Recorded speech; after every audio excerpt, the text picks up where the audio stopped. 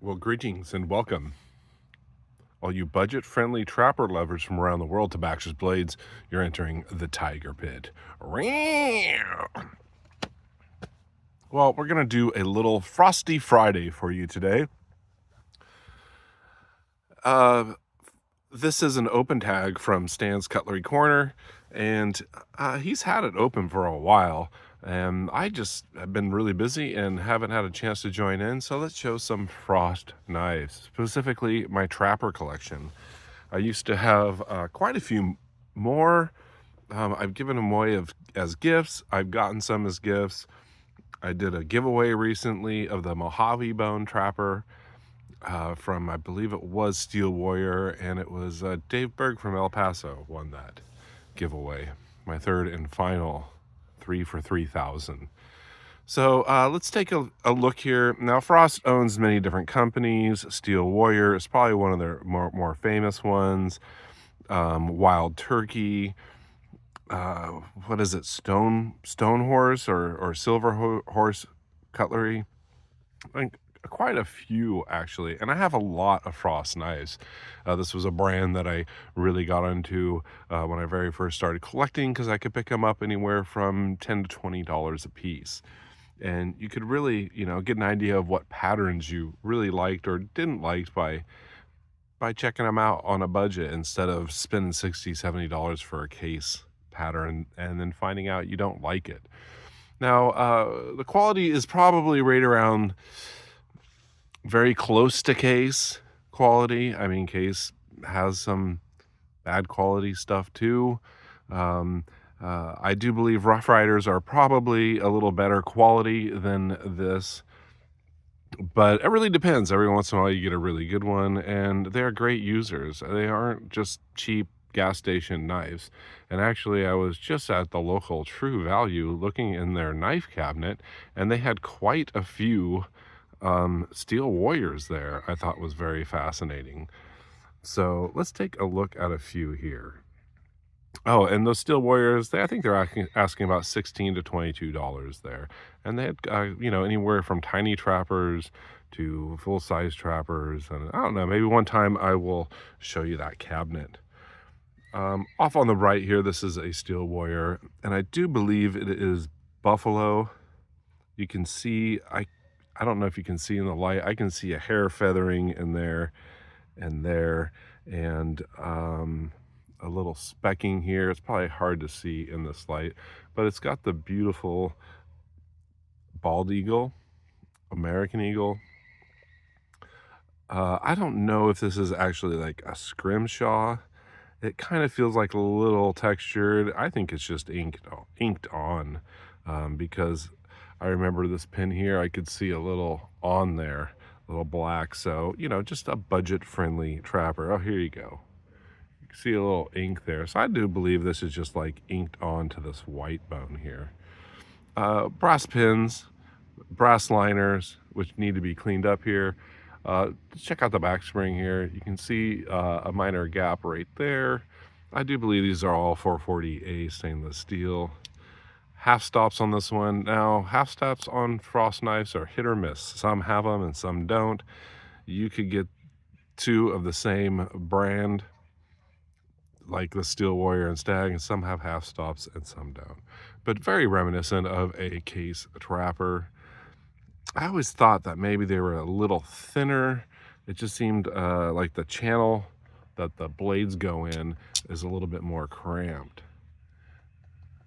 But they are made in China. Now, there's a whole history of Frost, and I'm sure Stan's has gone over it, how it began, and how he started selling knives from the back of his trunk, and it's a long history. And well, they are now, if you're lucky, you can get them from China, and it's pretty decent quality. They do come from Pakistan also. But let's check out this blade grind here. Not bad. Some blade grinds are pretty wonky. And like I said, I probably have, I'm not sure if I have more Rough Rider trappers or Frost. I may have more Frost trappers, but So anyways, American Eagle, Steel Horse. Now this is this Stone Horse Works, I do believe, and they called this a torched bone. I thought it was interesting that they have these torque screws here, and a pin for the back spring, nickel, silver, brass. You can see how it has some file work to the back spring. Not too intricate, um, but it probably does a really good job of hiding any gaps when you do that. And black, I do believe possibly painted blades.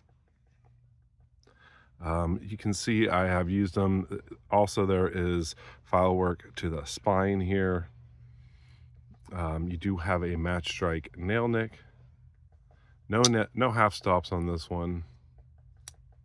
But yeah, you can see on the blade here, getting a little scuffed up from use, and looks like the blade tip has been rubbing there. So you do see scratches on a painted blade a little bit more. But I thought the series was really nice. I have the peanut, I have the small toothpick, I have the doctor's knife, I have the Wrangler Stockman. Very nice torch bone. You can see the blacked out shield with the horse on it. I thought it was interesting though, these torque screws. I guess you could take them off. Maybe they wanted to do like kind of a modern look to it. Here we have another Steel Warrior. I I think this is called their Stoneworks. It's reminiscent. Case has done this, but this is just a synthetic that has been pieced together. Kind of a rainbowy color, you know, like fake turquoise and redstone and marble, maybe a little buffalo here. But it looks really nice. I was really taken aback by this family. I have a small copper lock. What else? A doctor's knife. I think I have the peanut in this one also. Um, but yeah, taking a look at the blade grind, you can see on the back here, it just says 440 stainless. It's probably 440A China. No half stops on this one. Guess we could check out blade centering. Not bad, comparable to a case. Let's check out the back spring on this. Yeah, you got a gap right here. But $12, $13, $14. Great if you just want to get into traditional slip joints and don't want to spend an arm and a leg. And this one really blew my socks off. These were about $18. I do believe they're probably over 20 now. And this is genuine Stag. It doesn't have machining marks like it's been, like you see Rough Rider has fake machining marks. This is genuine. Whitetail. I'm not sure. Steel Warrior Shield. This one does have half stops. I think I gifted one to John J.O. Ventures Outdoors because he was always into frost cutlery, and I thought it was really awesome that they offered this in Stag. A lot like Rough Rider. I think they do make a Stag birding knife, and it's a lot like that. But looking at the back springs, pretty decent. Not really bad. I mean, you may see a little imperfections here and there. But like I said, you find those on case knives at a much higher price point. And you can see the spade blade is a little bit different, not as much belly as a case. It could just be how they ground it in the factory. But the blade grinds, you know, they haven't been perfect, but they're not too bad. They will cut. And over here on the left, we have a Wild Turkey. This was a gift from Terry's Knives and Man Stuff. Now, Wild Turkey is a brand that is owned by Frost. He was always talking about snappability. And boy, this has a really nice pull. No half stops, but listen to that snap. I guess I'll do it again. Fantastic snap. I got this from Terry, very sharp. It's a really cool family where you got the oxhorn, the white bone, the buffalo, you got the old pistol there. And I have a few of these. I have a very large Stockman, which is larger than a 75 Stockman. And I also have, like a saddle horn I got because I was really impressed with this. Now you can see this spade blade looks a little different than the other ones.